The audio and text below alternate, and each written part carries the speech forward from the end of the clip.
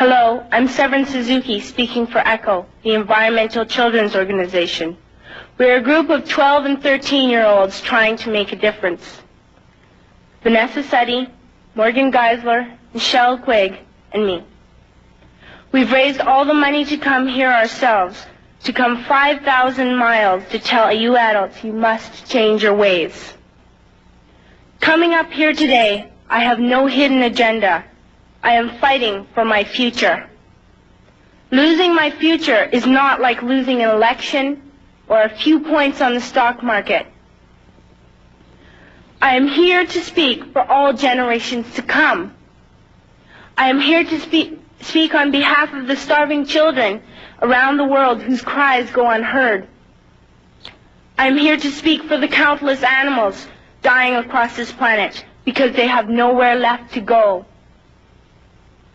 I am afraid to go out in the sun now because of the holes in our ozone.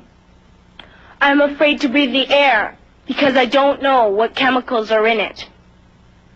I used to go fishing in Vancouver, my home, with my dad, until just a few years ago we found the fish full of cancers. And now we hear of animals and plants going extinct, every day vanishing forever.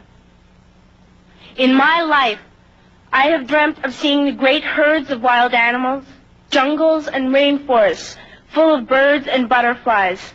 But now I wonder if they will even exist for my children to see. Did you have to worry of these things when you were my age? All this is happening before our eyes, and yet we act as if we have all the time we want and all the solutions. I'm only a child, and I don't have all the solutions. But I want you to realize, neither do you. You don't know how to fix the holes in our ozone layer. You don't know how to bring the salmon back up a dead stream. You don't know how to bring back an animal now extinct. And you can't bring back the forest that once grew where there is now a desert. If you don't know how to fix it, please stop breaking it. Here, you may be delegates of your government, business people, organizers, reporters, or politicians, but really, your mothers and fathers, sisters and brothers, aunts and uncles, and all of you are someone's child. I'm only a child, yet I know we are all part of a family, 5 billion strong. In fact, 30 million species strong. And borders and governments will never change that. I'm only a child, yet I know we are all in this together and should act as one single world towards one single goal. In my anger, I am not blind, and in my fear, I am not afraid of telling the world how I feel. In my country, we make so much waste. We buy and throw away, buy and throw away, buy and throw away, and yet northern countries will not share with the needy. Even when we have more than enough, we are afraid to share. We are afraid to let go of some of our wealth.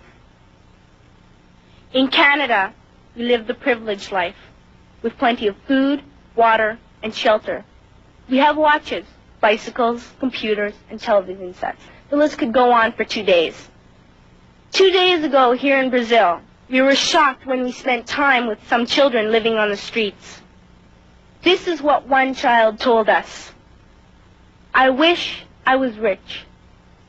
And if I were, I would give all the street children food, clothes, medicines, shelter, and love and affection.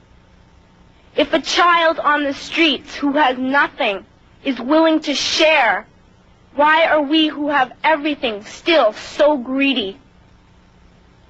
I can't stop thinking that these are children my own age, that it makes a tremendous difference where you are born. That I could be one of those children living in the favelas of Rio. I could be a child starving in Somalia, or a victim of war in the Middle East, or a beggar in India. I am only a child, yet I know if all the money spent on war was spent on finding environmental answers, ending poverty, and finding treaties, what a wonderful place this earth would be. At school, even in kindergarten, you teach us how to behave in the world. You teach us not to fight with others, to work things out, to respect others, to clean up our mess, not to hurt other creatures, to share, not be greedy. Then why do you go out and do the things you tell us not to do? Do not forget why you are attending these conferences, who you're doing this for. We are your own children. You are deciding what kind of a world we are growing up in. Parents should be able to comfort their children by saying, everything's going to be all right. It's not the end of the world, and we're doing the best we can. But I don't think you can say that to us anymore. Are we even on your list of priorities? My dad always says, you are what you do, not what you say. Well, what you do makes me cry at night.